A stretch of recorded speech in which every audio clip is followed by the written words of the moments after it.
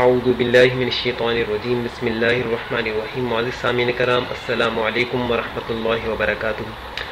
آج کے درس میں ہم یہ دیکھیں گے کہ اللہ کے رسول صلی اللہ علیہ وسلم نے احادیث مبارکہ کی روشنی میں وہ کون سے لوگ بتلائے ہیں جن کی دعاؤں کو اللہ پاک ضرور قبول فرماتے ہیں۔ احادیث میں اللہ کے رسول نے فرمایا کہ مظلوم کی دعا اللہ رد نہیں کرتا، اس پر ظلم ہو رہا ہو، جس پر ظلم ہو رہا ہو، حالانکہ وہ دوسرے کے لیے بد دعا کرے گا لیکن ہوگی وہ دعا اللہ کے نزدیک۔ مظلوم کی دعا اللہ رد نہیں فرماتے۔ مسافر سفر کی حالت میں دعا کرے گا اللہ رد نہیں فرمائیں گے، حدیث میں آتا ہے۔ اور فرمایا باپ کی دعا بیٹے کے حق میں، باپ بیٹے کے لیے دعا کرے اللہ اس کو رد نہیں فرماتے، ضرور قبول فرماتے ہیں۔ حدیث میں آتا ہے اللہ ضرور قبول فرماتے ہیں۔ عموماً دیکھا جاتا ہے کہ باپ دعائیں نہیں کرتے، دیکھا جائے تو مائیں دعائیں کر رہی ہوتی ہیں، مائیں دعا کرتی ہیں اپنے بچوں کے لیے، مائیں دعائیں کر رہی ہیں، منتیں مان رہی ہیں، لیکن باپ کی دعا حدیث میں آتا ہے، کثرت سے آیا کہ باپ کی دعا بیٹے کے حق میں ضرور قبول اللہ فرماتے ہیں۔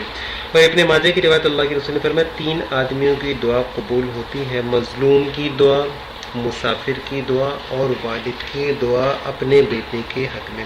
نیک اولاد کی دعا والدین کے حق میں بھی اللہ قبول فرماتے ہیں۔ نیک اولاد ہو، دعا کرے اللہ ضرور قبول فرمائیں گے۔ حدیث میں اللہ کے رسول نے فرمایا کہ آدمی قیامت کے دن نامہ اعمال جب اپنے دیکھے گا تو بہت سے ایسے اعمال ہوں گے جو اس نے کیے نہیں ہوں گے، بہت سے ایسے عمل ہوں گے جو اس نے کیے ہوں گے۔ وہ حیرت سے سوال کرے گا تو اس کے سوال کے جواب میں اس کو جواب ملے گا کہ یہ تیری نیک اولاد نے تیرے لیے دنیا میں دعائیں کی تھیں، یہ ان کا اجر ہے آج۔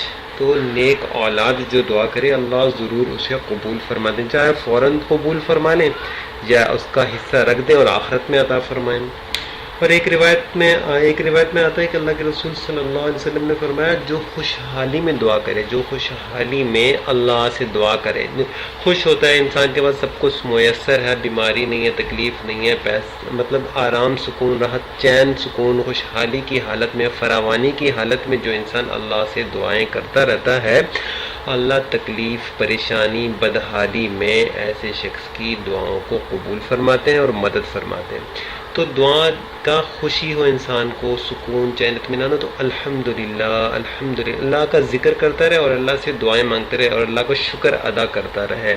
کبھی پریشانی آ جائے گی تو اللہ دعا کو ضرور قبول فرمائیں گے، پریشانی کو دور فرمائیں گے۔ حدیث میں آتا ہے، حدیث میں اللہ نے خود فرمایا، اللہ کے رسول نے فرمایا کہ جو خوشحالی اور فراوانی میں اللہ کو یاد کرتا ہے، تنگ دستی میں اللہ اس کی دعاؤں کو قبول فرماتے ہیں۔